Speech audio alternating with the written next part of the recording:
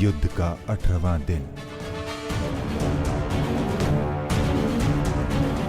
न्यायानां अधिकाराणां प्राप्त्यर्थं साम्राज्यर्थं। कर्ण उस दीपक की भांति है जो बुझने से पूर्व दूसरे दीपक को प्रकाश दे जाता है और फिर उस प्रकाश में लौट कर आता है।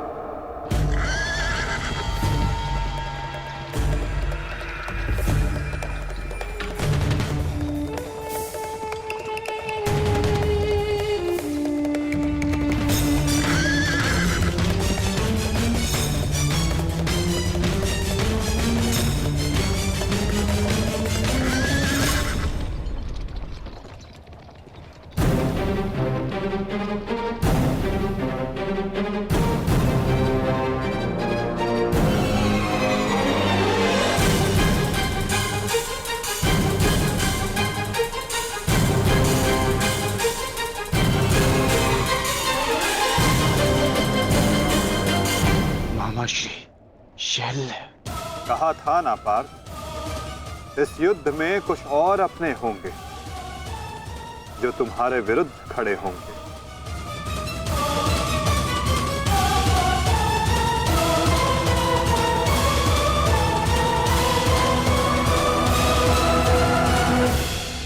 मैं जानता हूं मैं अंगराज नहीं बन सकता, परंतु मद्राज की साहस का दर्शन अवश्य होगा।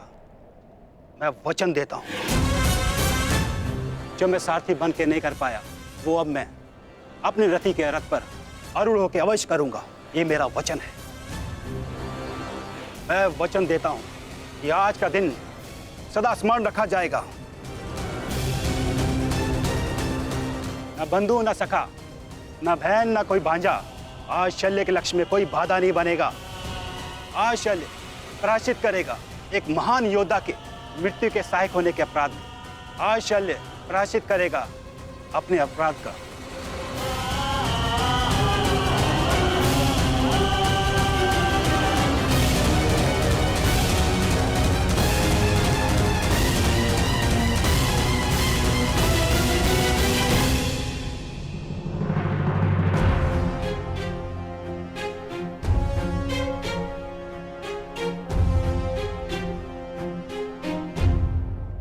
यदि ऐसा है तो आज साथ मिलकर लड़ेंगे शैल्य। आओ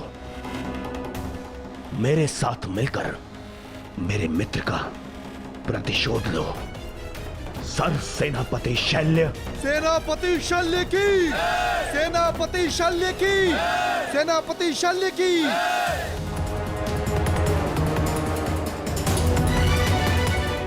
आज तुम बाण होगे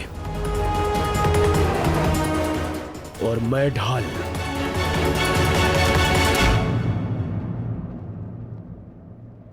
मित्र कर्ण के लिए और ये मेरे पश्चाताप के लिए।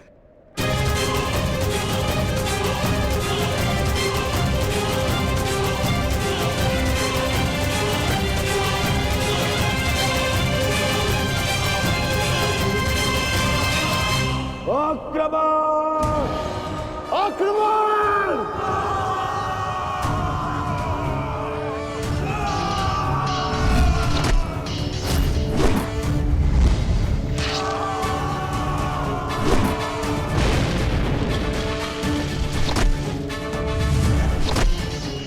ये महारथी कर्ण के नाम।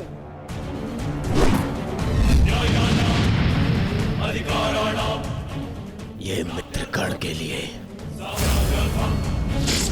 न्यायानां अधिकाराणां प्राप्त्यर्थं साम्राज्यर्थं।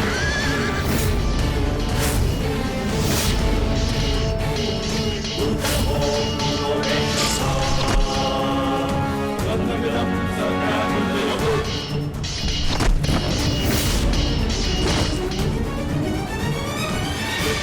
न्यायस्य अन्याये पुण्यस्य धर्मार्थभावे योगस्य वा अयोग्ये गन्धमिदं सत्याग्रहयोः।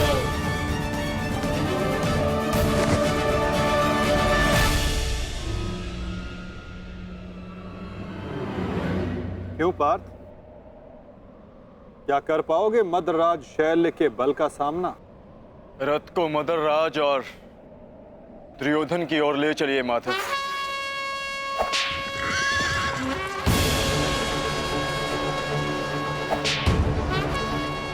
आरती उस ओर चलो।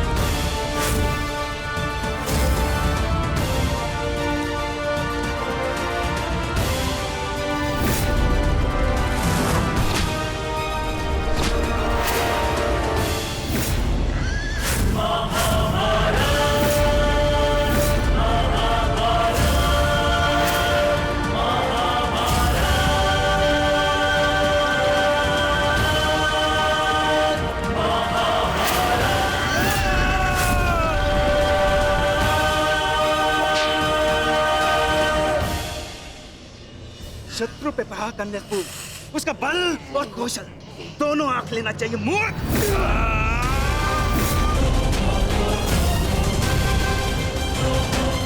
शल्य के समक्ष क्रोध करने वाला आधा बल खो लेता है। इस जोड़ी को ही नहीं, आज मैं दोनों के शरीर को ही तोड़ डालूंगा।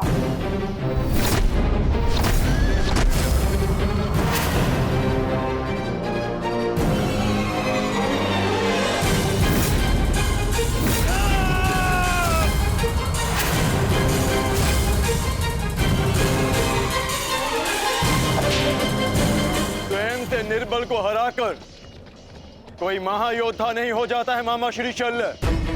यदि साहस है तो मुझसे द्वंद्व कीजिए। भांजा कुछ मांगे तो मामा को दे देना चाहिए, ये उसका कर्तव्य है। और लाड भी, जैसे तुम्हारी इच्छा अर्जुन।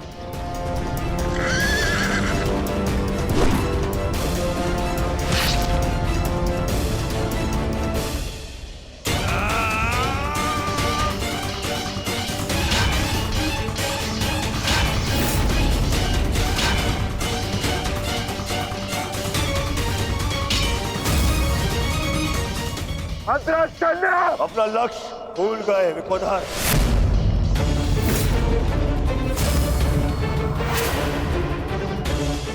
मेरे 99 भाइयों के पश्चात मैं तो हूं तुम्हारा लक्ष्य। यार की जब मृत्यु आती है ना तो वो गांव की ओर भागता है।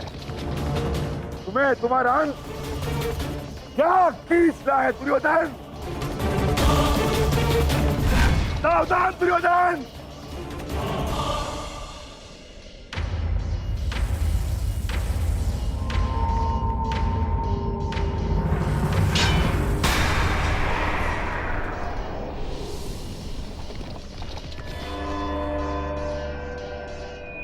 ठीक कहा तुमने, कर लो,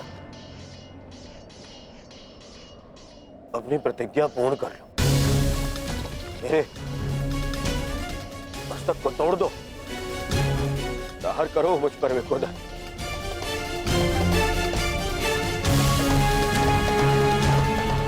अब ही वध कर दो मेरा।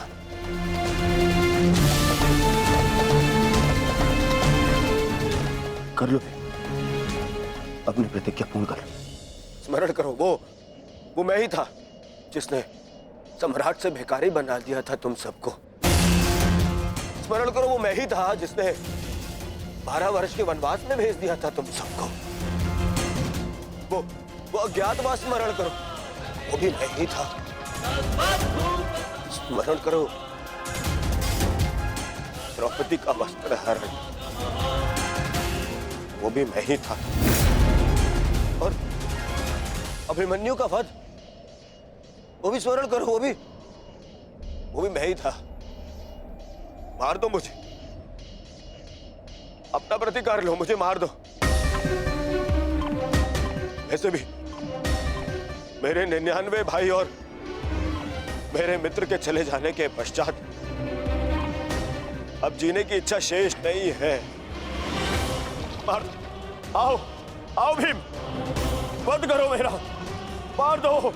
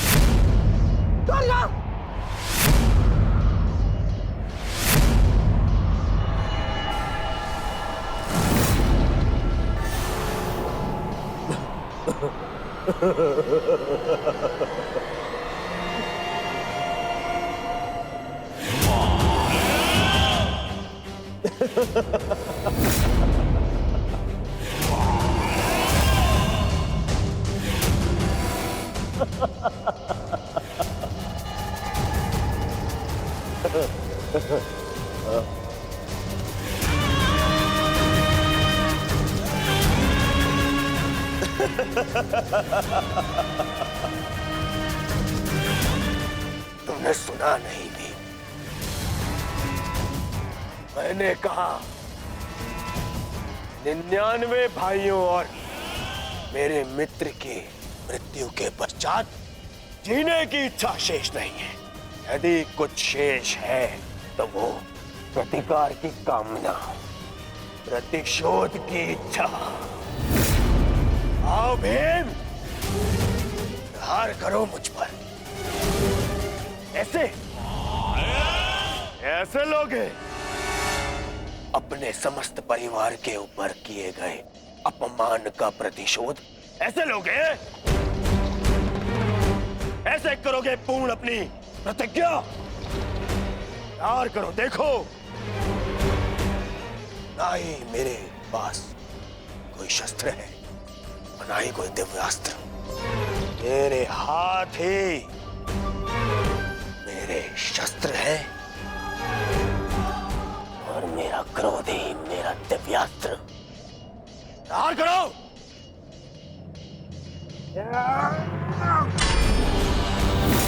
ऐसे नहीं भीम।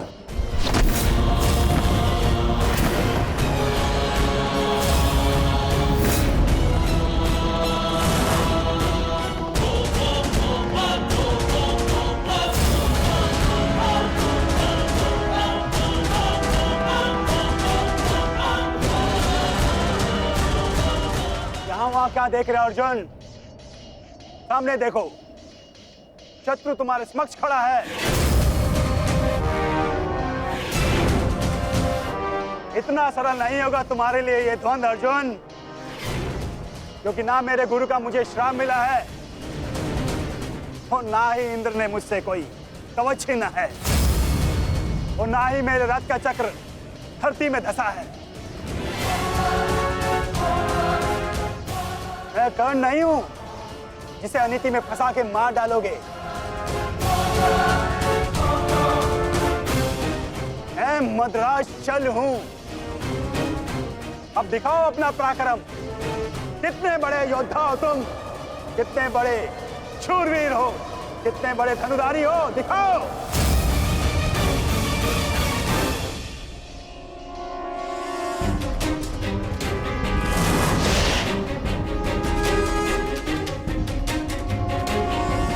स्मरण रखना पार्थ, कभी कभी क्रोध को अस्त्र बना लेना चाहिए। तुम क्रोध में मत उलझो पार्थ, केवल अपने युद्ध पर अपना ध्यान केंद्रित रखो।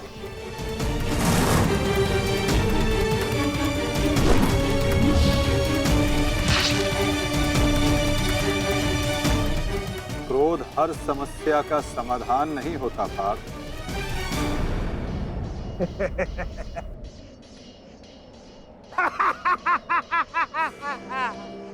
लगता है आचार्य द्रोण ने तुम्हें अधूरी शिक्षा दी है अर्जुन।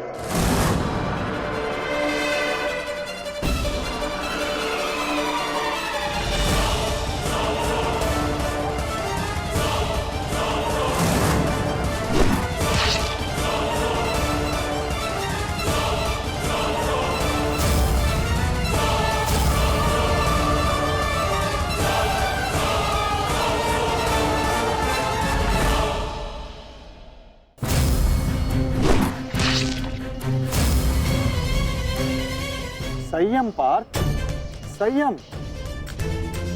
अधीनता और क्रोध मद्रराज का तोड़ नहीं है पार्थ।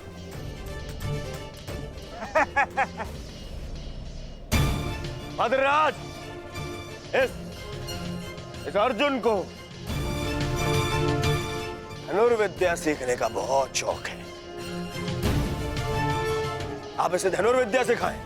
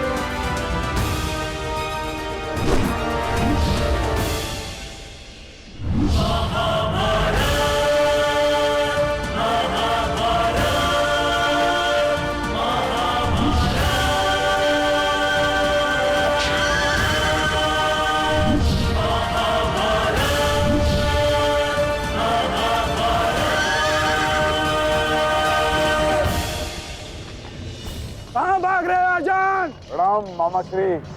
क्या सारा लाज अर्जुन पर उड़ेल दोगे? नहीं भांजे भीम, तुम्हारे लिए भी बहुत शेष है। बहुत दिन हुए मल युद्ध किए। आओ।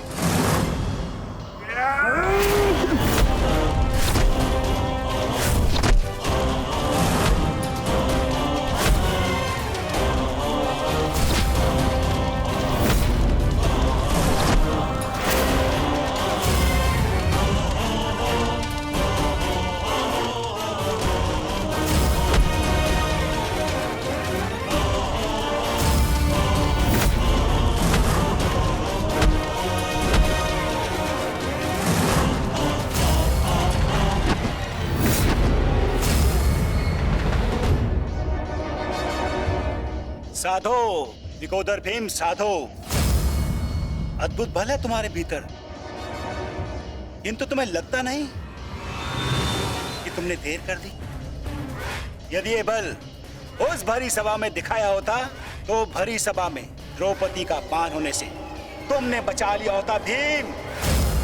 अरे जब फसल ही जल गई तो वर्षा का क्या लाभ। अरे संसार के इतिहास में तुम्हारा नाम एक कायर के रूप में लिखा जा चुका है भीम, जो अपनी पत्नी का वस्त्र हरण होते हुए देखता रहा। वस्त्र हरण। नहीं, ऐसा तो नहीं, तुम स्वयं उस पल का आनंद ले रहे थे।